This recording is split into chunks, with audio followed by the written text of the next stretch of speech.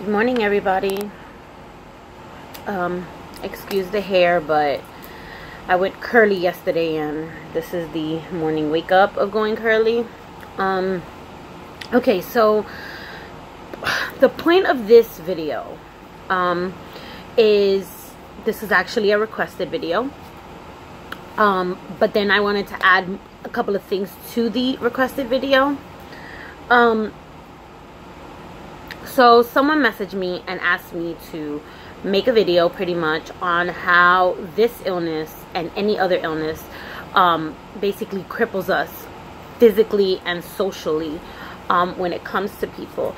So it kind of tied into the video that I wanted to do, a standalone, which is what is our biggest enemy when we're battling chronic illness, whether it's gastroparesis, whether it's fibromyalgia, whether it's mental illness, whether it's any type of chronic invisible illness. What is our biggest enemy? And we have two biggest enemies in all reality. One is stress. Two is ourselves. Like, we don't really sit down and think about it, but we are our biggest enemy. And I'm going to explain how. I'm going to use myself as an example, and hopefully you guys will say, hey, that's me, or hey, I know someone like that.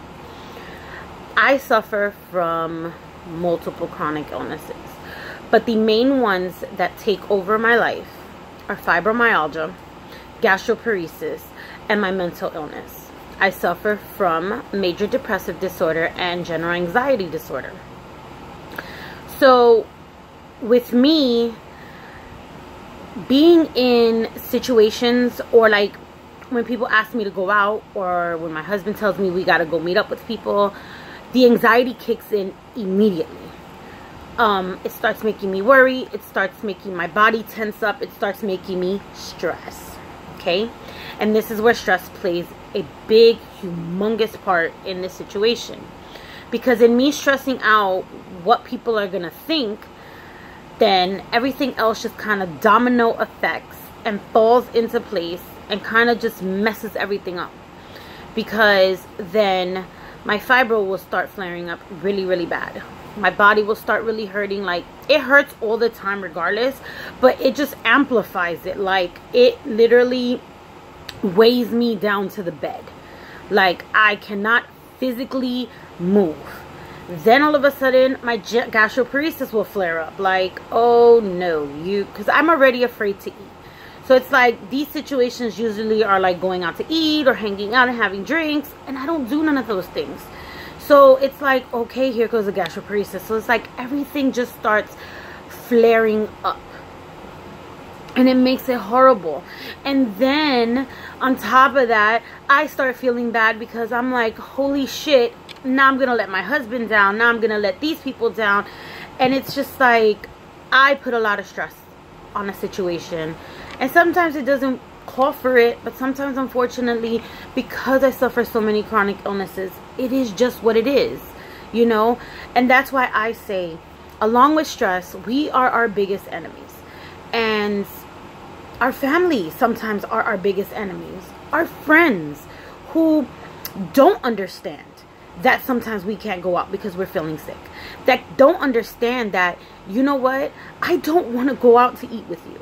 I don't. Because I don't want to be put in an uncomfortable situation where I force myself to eat something because I feel like that's what's going to make me fit in. Or that's what's not going to make people look at me like, what the hell is wrong with this girl? You know? And then what's going to happen is I'm going to eat that food, and guess what? I'm going to get sick. And then who has to deal with the repercussions of that? I do. Not you. I do. Because you know what? A lot of people don't understand that we're sick. A lot of people don't want to understand. Keyword, don't want to understand that we're sick. A lot of people don't want to understand that certain situations we just don't want to put ourselves in. You know, because it's uncomfortable. I'm sorry, but I get uncomfortable watching people eat sometimes. Because I know I can't eat that. Or I know I can't eat, period. You know, sometimes I feel uncomfortable when I see people playing in the park. Or going out. Or having fun. Because you know what? Physically, I can't do that. So it's not that I don't want to be around people. It's just that I don't want to be uncomfortable. And in all honesty, we as chronic illness warriors need to put our health first, need to put our needs first and our wants first. And you know what? I haven't done that in a very, very long time. Because I've been so sick and because I've been so guilty, I constantly put everybody else ahead of myself. Literally. Like everybody else's wants and needs and desires before my own. And then I feel bad when they screw me over or throw me aside like garbage. What? Like, no. No. That shouldn't even be that way. We need to put ourselves first. Because at the end of the day, all of these invisible illnesses, they're demanding on us. They physically take a toll. Me taking a shower, honestly, I hate taking a shower. I hate it with a passion. Like, I know it's something that I need to do, but I hate it because it takes so much energy. And then it's like, once I take a shower, it's like, I'm ready for a nap. You know, cooking dinner. I have to have a chair in the kitchen because at the end of the day, it's like, ugh, I'm just tired, you know, and that's not my fault. Okay, so for those out there that like to blame us for our illnesses and like to say that it's our fault that we're this sick, absolutely not. I didn't ask for gastroparesis. I didn't ask for fibromyalgia. I didn't ask for mental illness. I didn't ask for an inherited blood disorder that I have. You know, I didn't ask for none of this. It was given to me. And sometimes I don't know how to deal with it. A lot of us don't know how to deal with it. Sometimes we want to be that advocate that, you know what, fights for the cause and fights for everybody and does everything the way we're supposed to do. And, oh my God, we don't want nobody to see us negative. But then we're human. And then we go through these emotions and we go through these depressive episodes. The flare-ups of the gastroparesis and the flare-ups of everything else. And we want to be human and then we get criticized for it. Or our friends and family tell us, like, you can't be that sick. I just saw that picture you posted yesterday and you were fucking smiling. And you don't understand. Let me explain something to you on how hard a day is for someone who fights many chronic illnesses, okay? I get up in the morning. It takes me at least an hour just to move from the bed once my eyes are open because of all the pain my body is in. Okay, then it takes me another 20 minutes just to freaking brush my teeth because my arms and just everything hurts. Okay, then half the times I don't even comb my hair, which is like right now. This is why my hair is like this, because I really just don't care right now. Okay, then I have to decide, do I want to take a shower now, or do I want to take a shower later on tonight, or do I not want to take a shower at all? Half the times the not taking a shower is like, I can't because I have to take a shower. So it's like, okay, so then I gotta work up and muster the energy to do that. Then I gotta decide what the freak I gotta do in a day, okay? Because even though we're fighting chronic illnesses, our day doesn't stop. Our worlds don't stop, especially if you have children or pets or doctor's appointments. Oh God, I hate doctor's appointments. You know what I'm saying? Like, I hate leaving my house. I do. Because it's like, I have to just do this whole, like, big thing just to leave my house for like an hour. Then it takes me another hour and some change just to get dressed because it hurts. I need help getting dressed. Okay, because I can't bend over half the time because my lower back hurts. So my husband has to help me get dressed. Then I have to decide what the frick am I going to do with my hair. Half the times, if you guys seen my videos or seen my pictures, my hair isn't like in two buns like this. And I'm going to explain to you why. Because once I have my hair combed up in that way, I just leave it that way. So it's easier for me just to fix the little strands that are falling out and just put it the way it always is. Okay, it took me almost 2 hours to like pretty much get this freaking curly hair done yesterday. Like, it was just like, oh my God, do I even want to go out now? Like, it was just a lot. Okay, then half the times when everything is just out of whack, my bed is my sanctuary. In all honesty, it's like the best place to be, because guess what, nobody can talk to me, nobody can judge me, nobody can say you're not that sick, you don't look that sick, you know, none of that. So it's like I'm in the bed deciding what to do. Half the times I want to crochet, don't have the energy to do that. Sometimes I want to be on the laptop. Guess what? Don't have the energy to do that. Sometimes I want to just post on my pages and talk to people, and guess what? Don't have the energy to do that. Half the times I don't even have the energy to eat or try to eat or drink. I don't have the energy to do nothing, you know, and I feel socially handicapped. Like, I really don't know how to handle social situations, and I dread people asking me to go out. Now, mind you, it's not that I don't want to go out. I want to be around friends and family. I want to do all of that stuff, but my body just has a different mind. It has a different view. It has a different thought process, and it says, you know what, you're not going anywhere. So then I start thinking to myself, like, what am I gonna do? And then I start feeling guilty, and then I start worrying. And again, this is a vicious cycle that a lot of us fighting chronic illness go through. And all we want is understanding. How hard is that?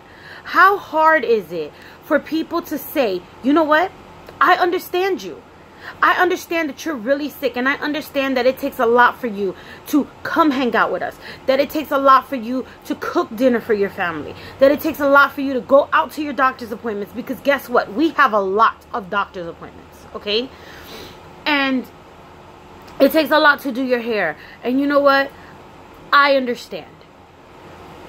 I'm there for you. I have your back.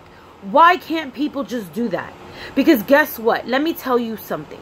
The most loyal people are usually people fighting chronic illnesses. Because we understand the fight. We understand how hard it is to pick up a phone and call somebody. We understand how busy people's lives are. We understand all of this. But there comes a point in time where we got to put ourselves first. And honest to God, the time is now. We don't have time to keep sitting around waiting for people to make us first. We have to make ourselves first. We have to love ourselves enough to say, you know what? This isn't my fault that I'm this sick. This isn't my fault that I'm fighting all this stuff. But you know what? I'm going to love myself enough to say, I can't go out with you today. I'm not leaving my bed today. You want to come? You could come visit me. Come visit me. Come hang out with me. We can do things from my bed. That's where I'm going to do things from today. And if you can't understand that, fine. But don't give me your opinion on it. Don't tell me that I don't look sick. Don't tell me that it must not be that bad.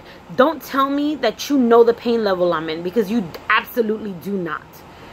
Don't tell me that you're my friend or that, you know, you're my family if you're not willing to go through the struggle with me.